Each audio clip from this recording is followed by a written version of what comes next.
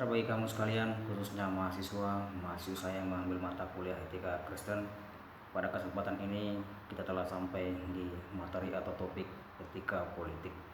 Berbicara soal politik, khususnya di zaman modern sekarang, bukan lagi hal yang baru, bukan lagi hal yang asing.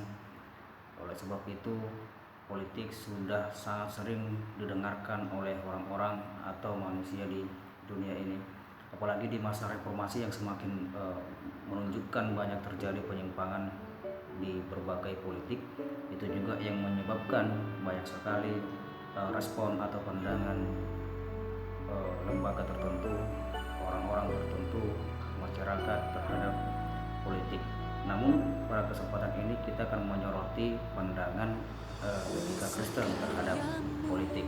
Kalau berbicara dari soal artinya atau asal katanya, politik itu berasal dari kata polis yang artinya kesejahteraan sebenarnya pada awalnya.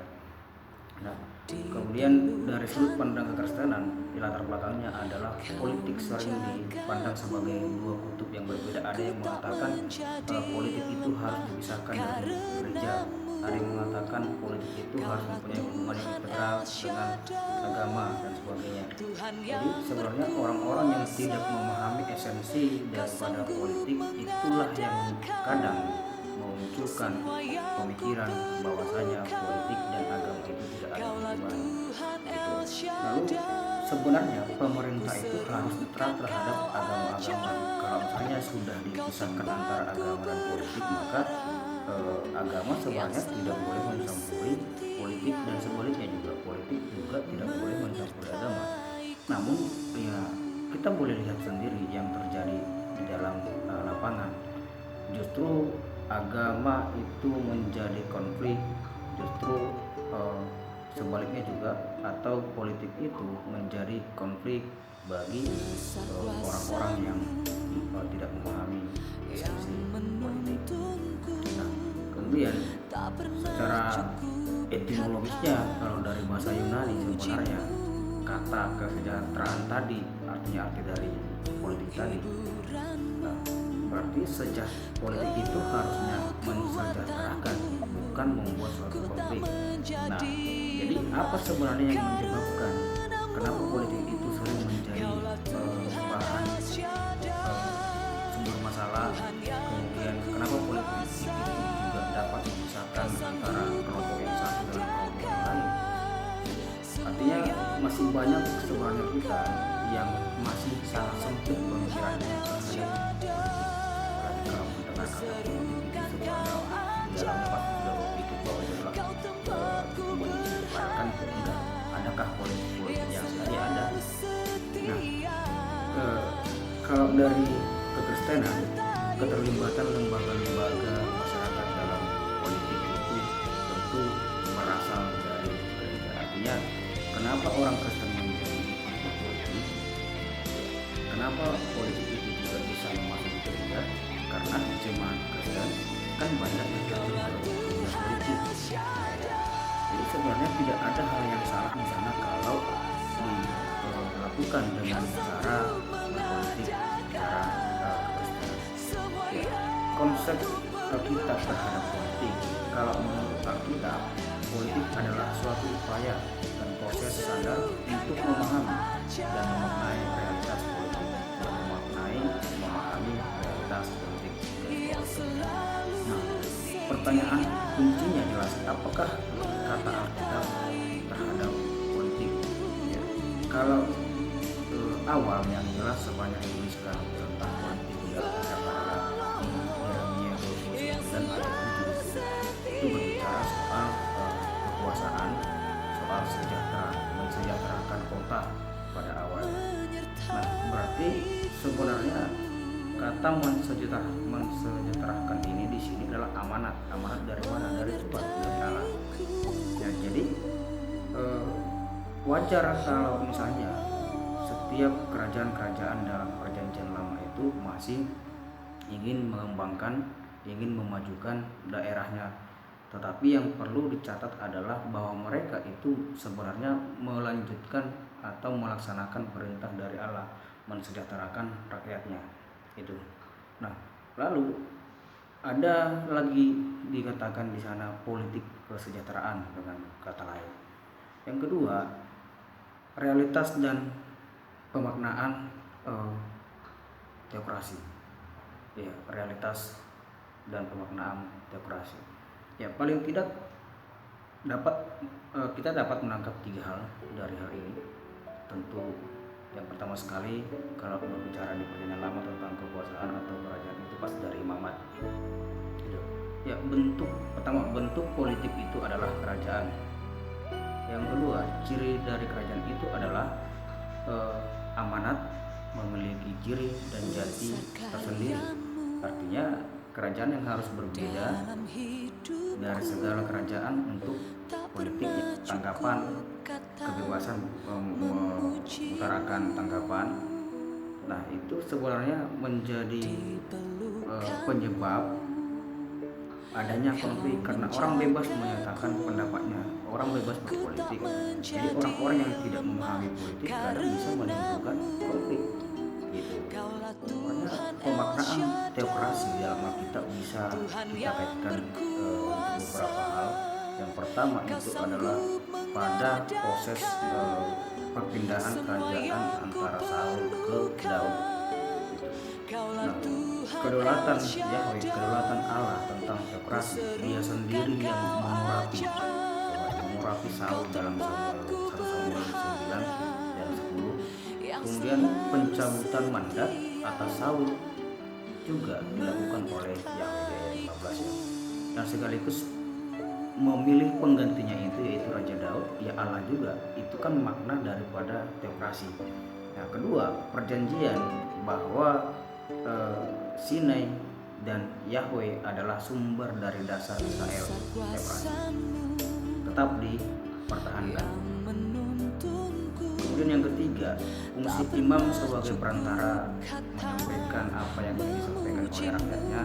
Itu imamlah yang menyampaikan kepada Tuhan, mau itu penghapusan dosa, mau itu tentang pembangunan bait Allah, sebagai ibadah untuk membangun suci dan sebagainya. Itu imam yang menyampaikan kepada Allah. Kemudian yang keempat, proses peralihan kekuasaan dari Saul ke Daud tidak berjalan mulus. Saul tetap mempertahankan kekuasaannya dan berupaya melenyapkan Daud dari itu. Yang kelima, dalam garis teokrasi yang demikian terjadi peralihan kekuasaan dari Daud ke penggantinya, yaitu Daud menetapkan Salomo, bukan karena anak-anak Daud, dia sendiri yang menetapkan Salomo. Ini sebenarnya.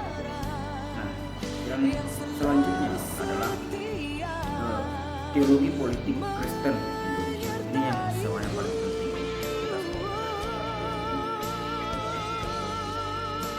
Kalau kita lihat secara sederhana bagaimana perkembangan politik di Indonesia, seharusnya memang politik itu kalau misalnya tidak mencampurkan antara politik dan agama, saya yakin politik Indonesia mungkin bisa berjalan dengan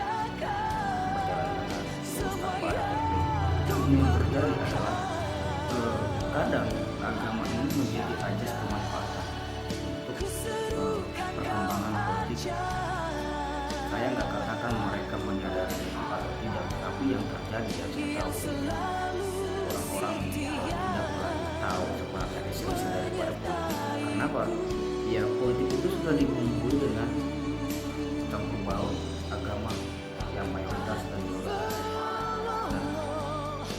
Jadi perjalanan daripada politik di Indonesia sebenarnya akan menjadi rumit, akan menjadi susah lepas dari pengaruh agama.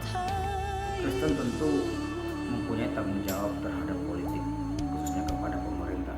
Orang Kristen harus menghormati pemerintah, kemudian selama kebijakan itu dilakukan untuk mensejahterakan rakyat. Implikasi politik Kristen itu yang pertama, berpihak kepada yang lemah. Kenapa berpihak kepada yang lemah? Karena pada dasarnya korban daripada penindasan itu adalah orang-orang yang lemah, mau itu penindasan karena politik, mau itu penindasan karena pendidikan dan sebagainya. Jadi sebenarnya kalau kita yang sudah di atas, misalnya menjabat, yang paling menjadi sorotan bagi kita dalam menjalankan tugas adalah orang-orang yang lemah, orang-orang yang kurang pendidikannya. Supaya apa? Supaya lewat perbuatan kita mereka menyadari bahwa politik itu adalah sebenarnya baik kalau dilakukan dengan baik, kalau dilaksanakan dengan baik. Kemudian yang kedua, memiliki visi dan misi yang berorientasi kepada kerajaan Allah. Artinya lewat politik itulah kita memperkenalkan kerajaan Allah, memperkenalkan citranya Yesus, memperkenalkan citranya sejatinya orang Kristen dalam berpolitik. Artinya kita harus menjadi contoh. Nah, jadi politik Kristen itu yang bersih adalah politik yang tidak memanfaatkan orang lain, tidak menindas orang lain, tidak memeras orang lain, tidak mengatasnamakan agama, menaikkan kekuasaan. Besar karyamu dalam hidupku, tak pernah cukup kata memujimu. Di pelukanmu kau menjagaku, ku tak menjadi lemah karenamu. Kaulah Tuhan El Shaddai, Tuhan yang berkuasa. Kau sanggup mengadakan semua yang ku perlukan. Kaulah Tuhan El Shaddai, ku serukan kau ajaib. Kau tempatku berharap, yang selalu setia menyertaiku.